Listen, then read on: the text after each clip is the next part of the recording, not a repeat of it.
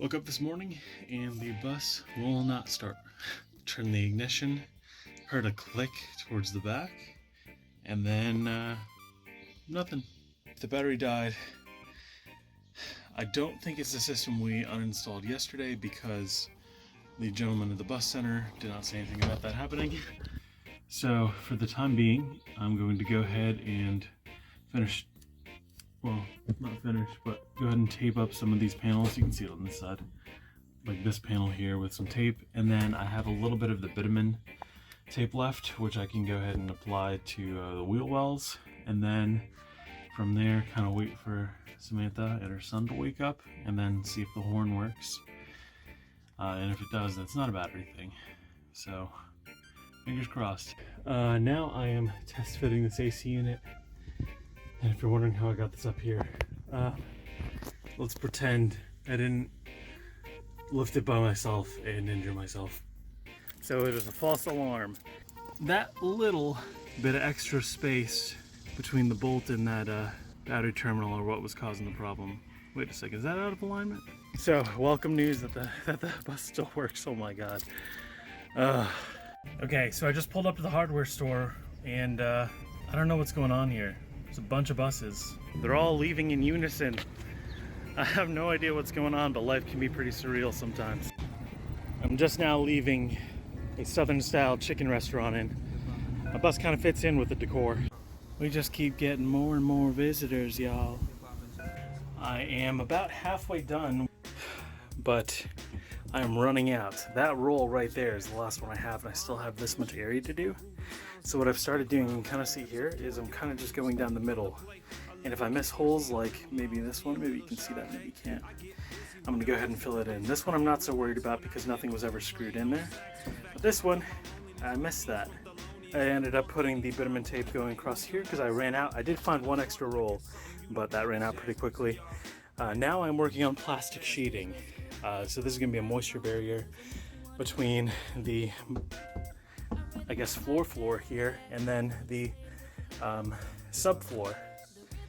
But if I were you, if you're doing this, I would go ahead and stuff some insulation here. For example, I have a wool type insulation being imported from Australia over to the US by a US based company, and their orders are a little bit behind right now. Otherwise I'd be doing that as soon as we get the subfloor down, or even before that, maybe just putting a little bit of insulation here to help absorb sound and maybe help with insulation, with like insulating properties. I'm not exactly positive, but you know, again, new to this, never done this before. I'm sure an expert can chime in. I did some rough cuts and left it long on the sides, just to make sure that I can get around the actual vinyl flooring and then cut from there, only because I've never done this before. I want to make sure there's plenty of plastic for the moisture barrier. Next step here is taking these yoga mats that I got at a store where everything is $5 or less. You might have one near you. And I'm gonna actually put these down. So these are gonna be a little bit shorter than the width of the bus. So they're only gonna go across maybe like from there all the way to there, I think. We'll see what it looks like, but these are 68 inches long, I believe, and the bus itself is like 75. The reason I got these is because they are super thin, but I think they'll be really comfortable underneath the subfloor. Also, they only cost me like 30 bucks. We keep getting the weirdest visitors now that there's a bus in the driveway.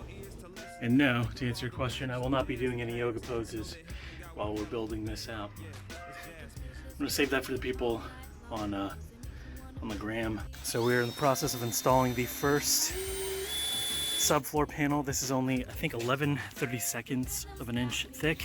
We didn't need it that thick because there's already a lot of support underneath it from the original corrugated steel structure. So we have a screw here, a screw there, and we're marking corrugation channels. So not only is Samantha helping me right now, but the bus itself is helping me hold the piece of wood that I'm about to cut.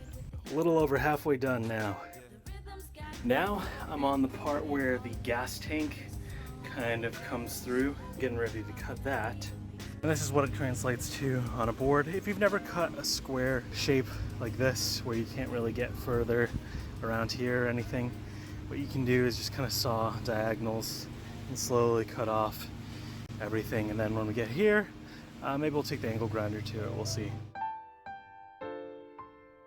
So Samantha's at girls' night and Caleb is out cleaning gutters. And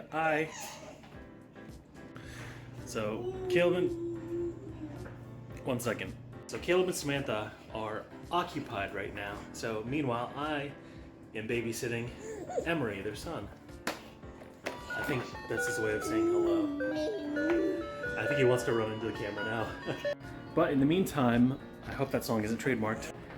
In the meantime, I did get an email from a certain Australian imported wool company, and my order is shipped. So I'm sure I'll get tracking information tomorrow. That said, as soon as it comes in, can start moving forward with the rest of the bus. In the meantime, tomorrow, I think he's okay. Let me go check on him. In the meantime, tomorrow I plan on going to a auto salvage yard, I guess, to go ahead and see if I can pull 1 or 2 RV doors, 1 ladder, and then headlight brackets for my vehicle, because apparently there are these little housing brackets that go on the front that screw in. And when I'm driving down the street, the neighbor all the way at the end knows I'm coming. Because as of right now, the headlights don't even touch the ground. The light from them doesn't even touch the ground. You understand what I'm saying.